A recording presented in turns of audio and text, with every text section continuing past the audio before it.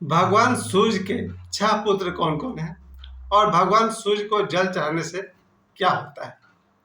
आइए अब सब बात करें। भगवान सूर्य के 6 पुत्र कौन कौन हैं? सबसे फेमस तो उनके पुत्र हैं शनिदेव।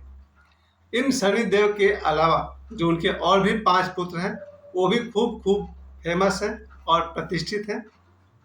उन 6 पुत्र के बारे में इसलिए भी बात करेंगे कि जब हम सूर्य देव को जल चढ़ाते हैं, इन 6 पुत्रों को बहुत बहुत प्रसन्नता होती होगी।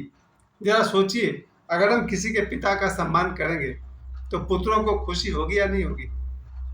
उसी तरह से ज्योतिष के एंगल से अगर देखा जाए तो सबसे महत्वपूर्ण कदम है किसी व्यक्ति का सुबह उठकर सूर्य देव को जल चढ़ाना। मेरा सौभाग्य देखिए कि हम संभवतः पिछले 1 साल से मात्र सूर्य देव को जल चढ़ाते हैं।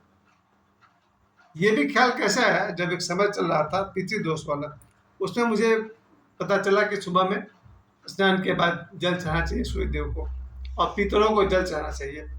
तो हमने सोचा पितरों को जल चढ़ाना ही है तो सूर्य देव को भी जल चढ़ा लें। और मैंने इतनी देर बाद ये शुरू किया कि पिछले साल मेरे 2025 से मैंने शुरू किया। एक दिन ख्याल आया, सुबह सुबह 1 लोटा जल हमने लिया और सूर्य देव को चढ़ाया। उसके बाद फिर दूसरा लोटा जल लिया और उससे हमने अपने पितरों को जल चढ़ाया। लेकिन जल चढ़ाते समय एक कहानी मुझे बार बार याद आ रही थी, जिसको मैंने अच्छा फील नहीं किया था। उस कहानी में एक व्यंग उड़ाया गया था कि किसी संत ने लोगों से पूछा। वो संत किसी कुआं के पास खड़े होकर जल को फेंक रहे थे, जल उलीच रहे थे। तो गांव वालों ने कहा कि हे संत, आप ये क्या कर रहे हैं? आप ये कुआं से जल क्यों उलीच रहे हैं? तो उन्होंने कहा कि यहाँ से 50 किलोमीटर दूर मेरा एक खेत है, यहाँ से हम जल उलीचेंगे तो मेरे खेत में सिंचाई हो जाएगी, वहाँ के फसल बड़े अच्छे होंगे। लोगों ने कहा संत को कि आप कैसी बात करते हैं, आप यहाँ जल उलीचेंगे तो खेत तक जल कैसे पहुँचेगा, वहाँ के फसल कैसे अच्छे होंगे? तो संत ने कहा जब तुम लोग यहाँ से जल चढ़ाते हो और वो सूर्य देव तक पहुँच जाते हैं जो कि हजारों किलोमीटर दूर है, तो हम यहाँ से जल उलीचेंगे तो क्यों नहीं पहुँचेगा मेरे खेत तक? ये कथा व्यंग के रूप में कही गई है।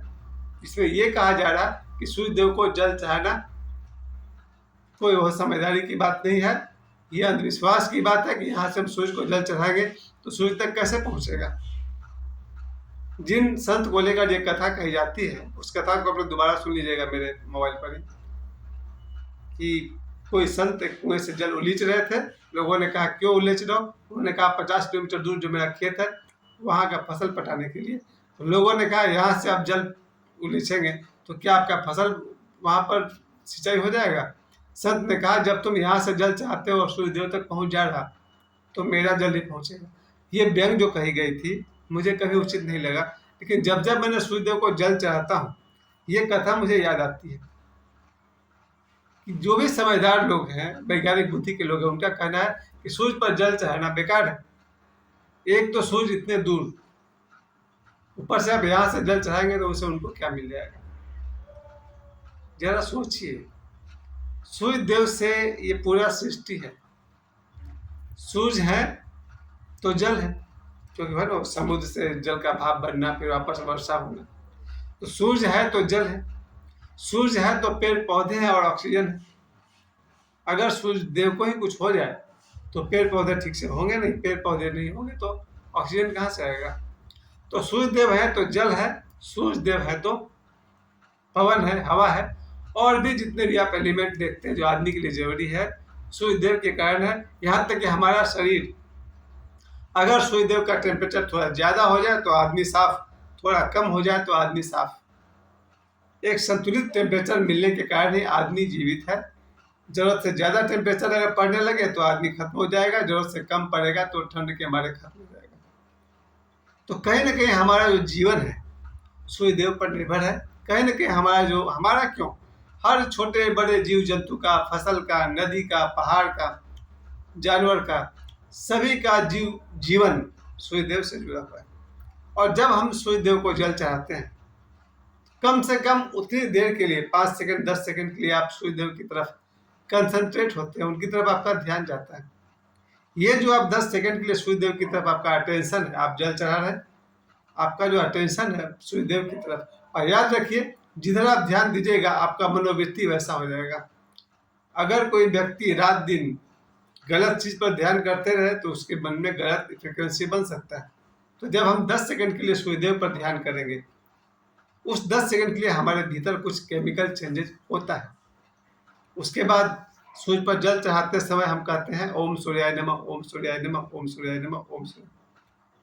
और जब जल का लोटा रख देते हैं तो हम गायत्री मंत्र का जप करते हैं, ओम भूर्भुवः स्वः। तो उतने देर के लिए 15 सेकंड के लिए या आधा मिनट के लिए या 1 मिनट के लिए हम क्या करते हैं, मैं प्रतिदिन सुबह जब मैं सूर्य को जल चढ़ाता हूँ तो जब तक वो जल चढ़ा रहा हूँ तब तक मैं कहता हूँ ओम सूर्याय नमः।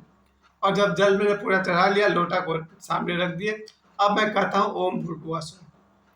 तो ये जो सूर्यदेव का मैं प्रार्थना कर रहा हूँ, इस प्रार्थना का सीधा अगर मेरे जीवन पर प्रभाव पड़ता होगा तो पहला तो ये कि मेरे मन में ये बात आती है कि हमने सूर्यदेव को आज हमने प्रणाम किया, इससे मन में एक पॉजिटिव फीलिंग आता है। दूसरी बात, ये जो सूर्यदेव के 6 पुत्र की मैं आज बात करने वाला हूँ, इन 6 पुत्रों को बहुत बहुत प्रसन्नता होती होगी। आइए अब इन 6 पुत्रों के बारे में हम लोग लिस्ट के हिसाब से बात करें। सबसे पहले सूर्यदेव के पुत्र रहेंगे शनिदेव। आप सभी जानते हैं आज शनिवार है, और शनिदेव भगवान सूर्य के ऐसे पुत्र हैं जिन्हें कर्म फल दाता भी कहा जाता है। जब हम सूर्यदेव को जल चाहते होंगे, शनिदेव कहते होंगे वो सब तो ठीक है लेकिन कर्मों का हिसाब तो होगा। फिर भी शनिदेव का हमें आशीर्वाद अवश्य प्राप्त होता होगा जब हम सूर्यदेव को जल चाहते हैं। शनि भगवान के बाद दूसरे हैं यम, यानी यमराज देव। शनि भगवान के भाई भी हैं यम। तो ये जो यम है, यमराज है, सूर्यदेव के पुत्र हैं। तो जब भी हम सूर्यदेव को जल चढ़ाते होंगे अवश्य यम देव का आशीर्वाद हमें मिलता होगा, उनकी कृपा हमें मिलती होगी। मृत्यु तो फिर भी हमारी होगी पर जरा कायदे से होगी। उसके बाद जो उनकी पुत्री है यम जी की बहन यमुना जी, उनको भी साथ साथ हम लोग याद कर लेते हैं। सूर्यदेव की पुत्री है वो यमुना जी। देवराहा बाबा अपने जीवन के अधिकांश वर्ष यमुना जी के किनारे बिताए और यमुना जी के बहुत बड़े भक्त थे देवराहा बाबा। और अब मैं वापस आता हूँ पुत्रों के लिस्ट में। जैसे कि मैंने 2 पुत्र की बात की, शनिदेव और यमदेव। तीसरा आप किसका नाम लेंगे, जरा सोचिए। तीसरा नाम है सुग्रीव का। सुग्रीव जो है ये भी सूर्य पुत्र थे, जबकि जो बाली थे वो इंद्र के पुत्र थे। याद आया रामायण में बाली और सुग्रीव। बाली और सुग्रीव में से जो सुग्रीव हैं वो सूर्यदेव के पुत्र हैं। सुग्रीव के कारण ही भगवान श्री राम सीता माता का पता लगा सके, राम रावण के युद्ध में विजय पा सके। बहुत बड़ी भूमिका है सुग्रीव की। बिना सुग्रीव के न तो हनुमान जी का रोल आएगा, न सीता माँ का पता लगेगा, न युद्ध होगा वगैरह वगैरह। तो रामायण का एक बहुत बड़ा क्रेडिट अगर किन्हीं को है तो सूर्य पुत्र सुग्रीव को है। 4 नाम मैंने ले लिए। 5वां नाम आप किसका लेंगे, 1 मिनट, 4 हुआ कि नहीं, शनि, यम, सुग्रीव, अभी 3 हुआ है। चौथा नाम बहुत फेमस है, कर्ण।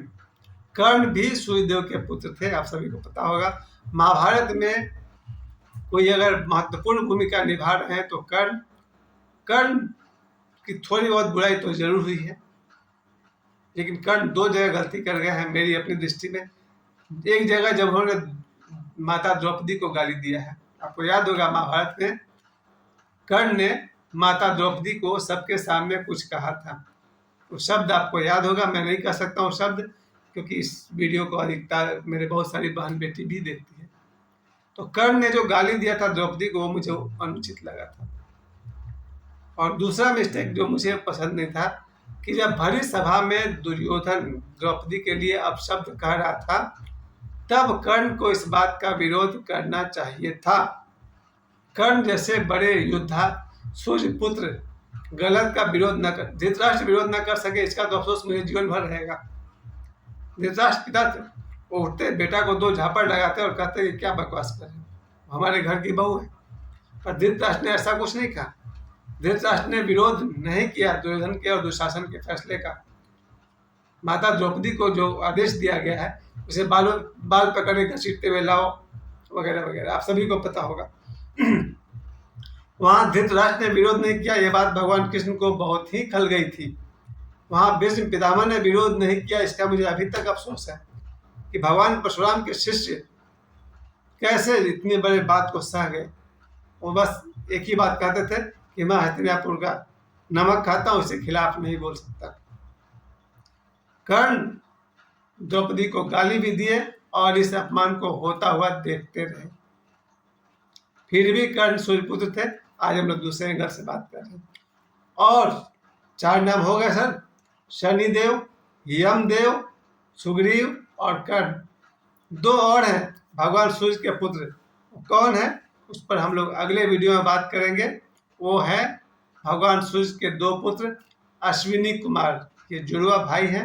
ये कौन है, इनके विषय में पूरा का पूरा एक एपिसोड बताऊंगा, शायद कल ही। तो ये रहे सूर्यदेव के 6 पुत्र। जय सूर्यदेव।